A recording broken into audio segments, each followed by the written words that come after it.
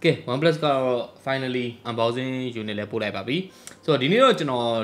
အခုနားလေးတွေမှာရတာဖြစ်တဲ့အတွက် unboxing ပဲလုပ်အောင်မယ် review ကတော့လာမယ်ကြာတော့ချမယ်ပေါ့နော် Okay ဆိုတော့ဒီ OnePlus 11 international မှာလည်းကောင်းတဲ့နေတော်တော်လေးများပါတယ်ဆိုတော့အဓိကကတော့သူဈေးနှုန်းကလည်းမနစ်ကနဲ့တိတ်မကွာတာမျိုးတွေတချို့နေရာလေးမှာလည်းလိုအပ်တဲ့ဟာလေးတွေရှိရပါတော့ဘာလို့အဲ့လဲဘာတွေကောင်းလဲဆိုတော့ကျွန်တော်ဒီနေ့ဘာမှတော့ပြောနိုင်အောင်မဟုတ်ဘူး specification ပဲထိုင်ရွပြအောင်ပါပြီးတော့ဒီကောင်ဆက်လာချင်းကန်ရတဲ့ design heavy နဲ့ဘာညာဘယ်လိုရှိလဲပဲပြောအောင်ပါဗောနော်အဲ့တော့ unboxing လေးစပါမယ်ဆိုတော့သူ boot packaging ပုံစံနေအနေထားရကတော့ကျွန်တော်တို့အရင်တော့ OnePlus လိုမျိုးပဲအနီရှိမယ်အနောက်ဘက်မှာအမဲ two tone color ဗောနော်ဆိုတော့နောက်ပြီးတော့ဒီဟာက global official ဝင်လာတဲ့အတွက်ကျွန်တော်1 year warranty ပါမယ်နောက် color OS မဟုတ်ပဲね oxygen OS နဲ့ကျွန်တော်သုံးဝင်ရမှာဗောနော်ကဲ unboxing လေးစပါမယ်ဆိုတော့ဒီမှာတခုသတိထားမိရအောင်เนาะကျွန်တော်ဟို global version မို့လို့လားမသိဘူးကျွန်တော် plastic packaging ဘာညာလုံးဝမသုံးတော့ပဲねစက်ကူသားကိုအဓိကထားပြီးသုံးလာရပါတော့အဲ့တစ်ချက်ကတော့ဟို impression တော်တော်လေးတက်သွားစေတယ် okay ဖွင့်ရတယ်အရင်အာရုံမနာဘူးချွတ်ချွတ်ထောင်းကြည့်ပဲမှာကျန်တဲ့အနီကိုဖယ်လိုက်တာနဲ့အမဲတော်တော်များများကိုတွေ့ရပါတော့ဆိုတော့ okay ဒီမှာကကျွန်တော်တို့ cover လေးပါအောင်မလားမသိဘူးเนาะ cover တော့ပါမှာပါ OnePlus ကတော့ okay cover မပါတော့ပါဘူးကျွန်တော်တို့sticker လေးတွေပါရပါတော့ဒီမှာဒီ sticker လေးတွေတွေ့ရတယ် OnePlus က sticker လေးလှအောင်လာတယ်ဗျ sticker လေးရပြီးတော့ manual book တွေပါမယ် cover မပါပါဘူး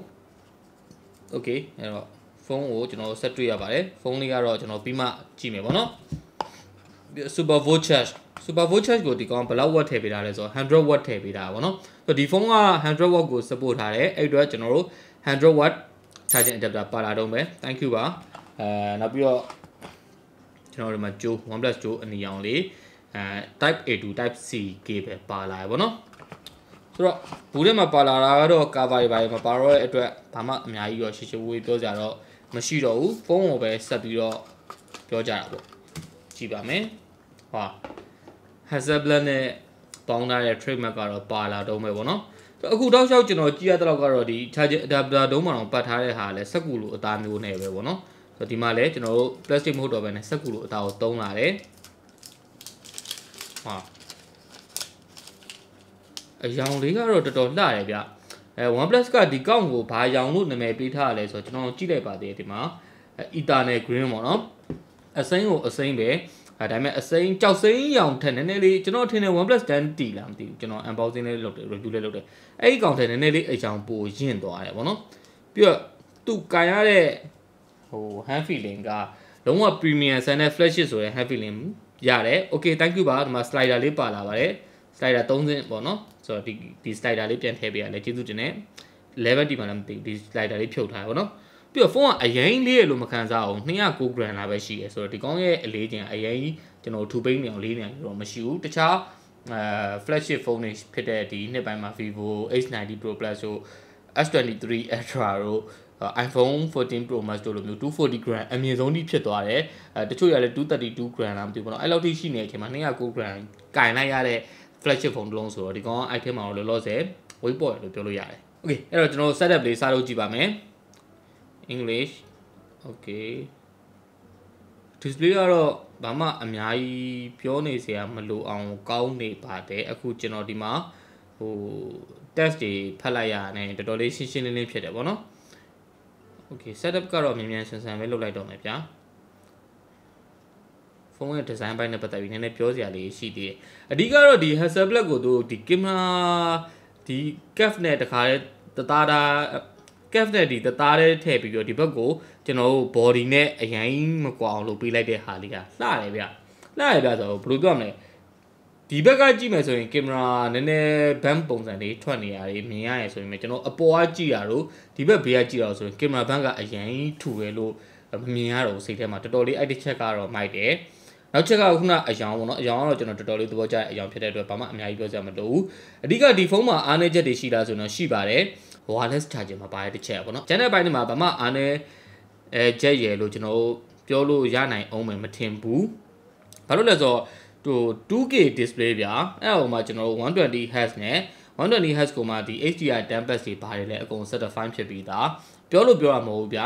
flagship phone တစ်လုံးပြီးသားရဲ့ display တစ်ခုမှရှိတယ်ပြီးတော့ performance ပိုင်းမှာဆိုရင်လည်းဒါ Snapdragon 8 Gen 2ကိုသုံးလာတဲ့အတွက်ကြောင့်ကျွန်တော်latest and greatest ပဲအမြင့်ဆုံးပဲပြီးတော့ camera ဘက်မှာဆိုရင်ကျွန်တော် main sensor 50 megapixel နောက်ထပ် tele sensor တစ်လုံးပါမယ်နောက်ထပ် ultra wide တစ်လုံးပါမယ်ဆိုတော့ပြီးပြည့်စုံတဲ့sensor တစ်ခုလို့ပြောလို့ရတယ်တခြား flagship phone တွေလိုမျိုးကျွန်တော်108 zoom တွေပါရထိမရပါမယ် 2H tele ပါတာတော်တော်အဆင်ပြေတယ်ဒီကောင်ရဲ့ zoom ဘယ်လောက်ရတယ်ဘယ်လောက်မရဘူးဘာတွေကောင်းတယ်မကောင်းဆိုတော့ကျွန်တော်review ချက်မှာပဲဆက်ပြောပေးမှာပေါ့နော်ပြီးတော့ stereo speaker ဖြစ်နေအောင်မယ်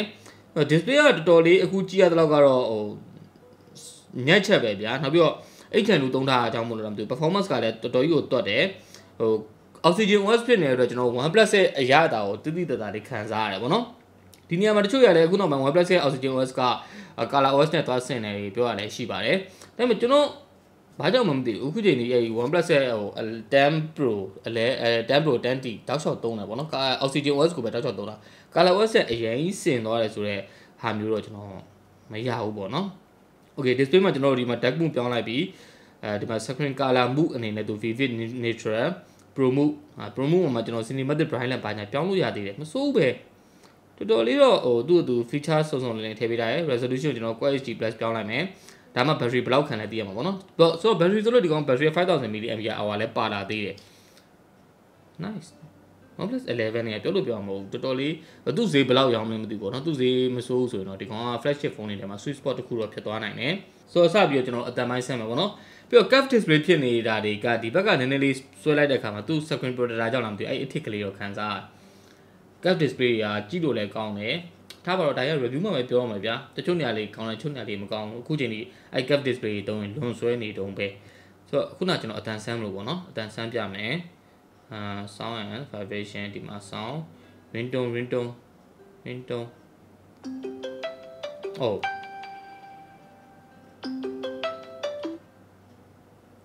ringtone ကိုမပြောခင်သူ့ရဲ့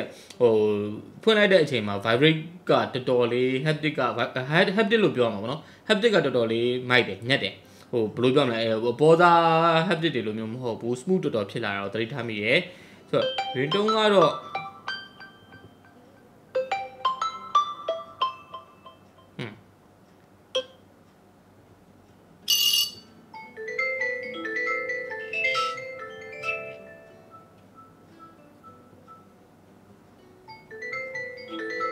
speaker လေးကတော့ဒီ balance တော့မဖြစ်ဘူးပေါ့နော်အောက်ဘက်က speaker လေးကနည်းနည်းလေးပို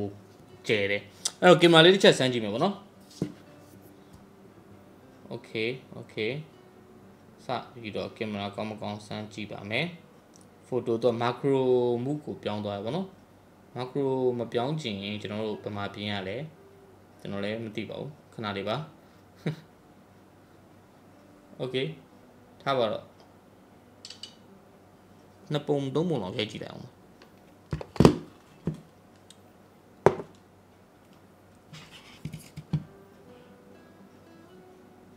macro mode တော့ဝင်သွားရပါတော့ macro mode ကိုကျွန်တော်ပိတ်လို့မရဘူးပေါ့နော်ဒါ software update လို့မလားမသိဘူး okay ကျွန်တော်ဆို camera လေးကတော့တော်တော်ကောင်းတဲ့ပုံပဲအဲ့လိုတော့ macro ရိုက်ချင်တာပေါ့ရိုက်ကွာမှာ